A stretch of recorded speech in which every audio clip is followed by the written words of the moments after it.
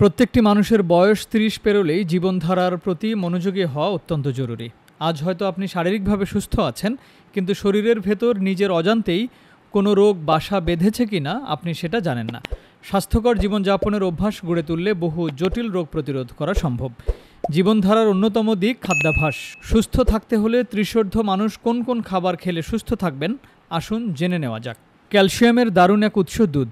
বয়স বাড়ার সঙ্গে সঙ্গে হাড় ক্ষয় রোধ করতে হলে আগে থেকেই ক্যালসিয়াম সমৃদ্ধ খাবার খেতে হবে। তাই দুধ কিংবা দুধের তৈরি খাবার খান। দুধে চিনি মেশাবেন না। টক দইও খেতে পারেন। ক্যালসিয়াম যাতে দেহে শোষণ হয় তার জন্য কিন্তু ভিটামিন ডি প্রয়োজন। তাই প্রতিদিন অন্তত 15 মিনিট রোদে থাকুন। এ সময় সানস্ক্রিন সামগ্রী ব্যবহার করবেন না।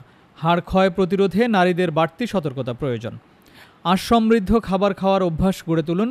শাকসবজি রাখুন প্রতিদিনের খাদ্য তালিকায়। যেসব সবজি কাঁচা খাওয়া যায়, যেমন পেঁপে, শসা ও ক্ষীরা। তবে যেসব সবজি মাটির নিচে জন্মে সেগুলো কম খাবেন। আলু, মূলা, কচু, গাজর, শালগম, মিষ্টি আলু ইত্যাদি।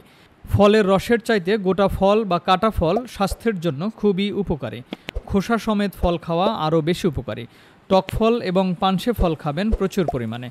তবে মিষ্টি স্বাদের ফল কম খাওয়াই ভালো। রোজ 2টি খেজুর খেতে পারেন। রান্নায় তেলের পরিমাণ রাখুন সীমিত। যতটুকু না হলেই নয়, কেবল ততটুকু তেলে খাবার রান্না করুন। রেস্তোরাঁর চাইতে বাড়িতে রান্না করা খাবার খাওয়াই স্বাস্থ্যকর। রান্নার জন্য সূর্যমুখী তেল বা অলিভ তেল বেছে নিতে পারেন। সরিষার তেলের রান্নাও খেতে পারেন। তবে অতিরিক্ত সরিষার তেল কিন্তু স্বাস্থ্য ঝুঁকির কারণ হয়ে দাঁড়াতে পারে। মনে রাখবেন, রান্নায় একবার ব্যবহার করা তেলই পুনরায় ব্যবহার করবেন না। Timeline desk, Dhaka.